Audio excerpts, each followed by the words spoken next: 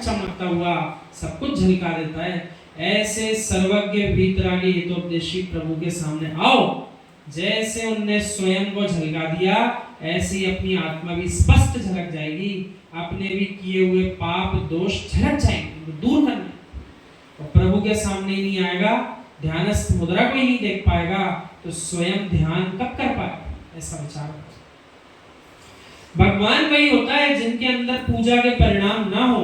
भगवान वही होता है जो गाली देने वाले से भी नाराज ना हो। भगवान तो बहुत ऊंची वस्तु है, मैं तो उसे साधु ही नहीं मानता जो प्रशंसा करने पर खुश होता है और निंदा करने पर नाराज होता है। यानी आचार्य भगवान तो यूं समझा रहे, कोई भी वीतरागी भगवान को निहारना हो तो ना तो उनके पास अस्त्र मिलेंगे, न शस्त्र मिलेंगे, और न किसी प्रकार का पुरुष स्त्री का संयोग मिलेगा, कोई नहीं मिलेगा। वे तो मात्र वीतरागी हैं, सर्वज्ञ हैं और हितोपदेशी हैं, हित का उपदेश देते हैं। ये परिभाषा अपन ने पढ़ी थी कि नहीं पाठशाला? जिनेन्द्र प्रभु का स्वरूप कैसा? जो वीतरागी हैं, सर्वज्ञ हैं, हितोपदेशी हैं, वही भगवान है, इनके अलावा भगवान नहीं है। सच्चा साधु वही होता है कि कोई अर्घ उतारे चाहे तलवार का वार करे तब भी दोनों को सम्मान और आशीर्वाद दे दें, उसी का नाम साधु पुरुष होता है। क्या जैसे जीव ने मुनिराज के शरीर पर मृत सांप डाला, क्या उन्हीं मुनिराज ने ध्यान से बाहर आने पर उसी जीव को आशीर्वाद नहीं दिया था? क्या दिया था? समान आशीर्वाद दिया था।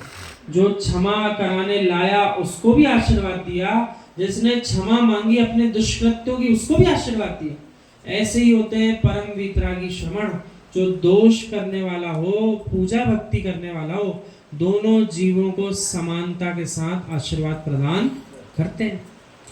राजा श्रेणिक ने मुनिराज के गले में मृत सांप डाला, आ गया उदाहरण में। महारानी चेल्ली ने सांप को निकाल लिया। मुनिराज का ध्यान छूटा तो नेत्र खोले, प्रणाम किया तो मुनिराज ने दोनों को एक जैसा आशीर्वाद दे दिया। राजा श्रेणिक बिंबसार देखता रह गया, ये क्या है? महारानी चेल्ली कहती है, स्वामी यही मेरे गुरु की पहचान है। अंतरंग से, अपने अंदर के पूरे हृदय से ऐसी उमंग आना चाहिए, देखो अपने भगवान कैसे होते हैं। यही तो बनने वाले भगवान हैं, जिनने दोनों को एक साथ क्षमा कर दिया। अंदर से ऐसा हृदय अपना नाच उठना चाहिए, हम भी ऐसे ही मुनिराज बने जिन्हें दोनों जीवों से कोई प्रेम नहीं, जो भक्ति कर रहा हो चाहे तलवार लेकर आ रहा हो, दोनों के लिए हम एक जैसे बन जाए। जो शत्रु और मित्र को एक जैसा देखते हैं, हे मित्र जब भी मुनि बनना इस समानता का ध्यान रखना, ऐसा मत करना जो तुम्हारे निजी हो उनको खुले हाथ से आशीर्वाद दे दो, और जो तुम्हारे गैर हो उनको मुट्ठी बंद करके आशीर्वाद दो। आचार्य भगवत बहुत समझाते हैं, महाराज जी से भी कहते हैं, प्रत्येक जीव को यदि आप एक बार हाथ उठा के आशीर्वाद दे दोगे तो यूं विचार करेगा, हजारों किलोमीटर दूर से चलकर आना मेरा सफल हो गया। और यदि आप किसी को आशीर्वाद दोगे, किसी दूसरे की तरफ आंख उठाकर नहीं देखोगे, तो कहेगा ये महाराज जी तो भेदभाव कर रहे हैं, इनके पास मुझे नहीं आना।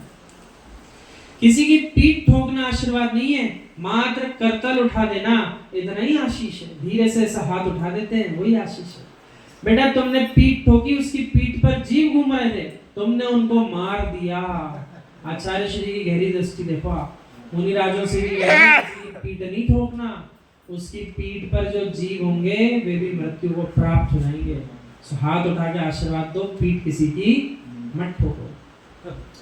श्रावक कहे, महाराज जी सिर पर हाथ रख दो, पता नहीं तुम्हारे सिर पर कितने जू होंगे, सिर के जीव मर जाएंगे। करतल को उठाकर आशीर्वाद देना, यही मंगल आशीष है। मित्र दिगंबर योगी की स्नेह वात्सल्य की दृष्टि भी ऊपर उठ गई तो आशीर्वाद तुमको मिल चुका है। दृष्टि भी उठा दे तब भी आशीर्वाद है। आचार्य भगवान विद्यासागर महाराज जी, एक बार देख लो हमको, बस कैसी दुनिया पीछे पड़ती है, एक बार देख लो महाराज जी, एक बार मेरी तरफ देख लो, भले पीछे से आशीर्वाद मत दे। और जो देख रहे हैं सुन से कह रहे हैं, महाराज जी पीछे रहो जब तक आशीर्वाद पूरा। तो ऐसा नहीं है। वीतरागी श्रमण यदि दृष्टि उठाकर किसी जीव को वात्सल्य जनित परिणाम से देख भी ले तब भी आशीर्वाद। मंद मंद मुस्कुरा दिए तब भी आशीर्वाद। हाथ उठा दिए तो बहुत बड़ा आशीर्वाद। और आपके बिना बोले पीछे रख दी तो फिर पूछना ही क्या, जबरदस्ती मत कहो, महाराज जी पीछे से ही मारो, पहले मारने के लिए नहीं है किसी को, वो तो आशीर्वाद और जीवों की रक्षा के लिए है। सिर ठुकवा रहे थे, उनकी श्रद्धा है नहीं तेरे ऊपर, तो सिर ठुकवाने से क्या फायदा। कुछ लोग अविवेकी होते हैं, इसलिए मंदिरों में लोगों को लिखना पड़ गया, भाई भगवान को हाथ मत लगाना, ऐसा आजकल लिख के रखना पड़ता है। पता चला कोई अविवेकी आया, भगवान करीब दिख रहे, सो अपने घर गृहस्थी के कपड़ों से हाथ लगा लिया, इसलिए लिखना पड़ जाता है आजकल जनालय में, तो भैया स्पर्शन शुद्ध वस्त्र के बिना ना करें। ऐसे ऐसे अंधभक्त आते हैं, पाषाण या धातु की प्रतिमा की वैयावृत्ति करने लगते हैं, उनके पैर दबाते हैं। तो वे क्या कर रहे हैं, भगवान के पैर दबाने से कुछ होने वाला इसलिए नहीं है क्योंकि वे पैर दबने से आनंदित थोड़ी होंगे।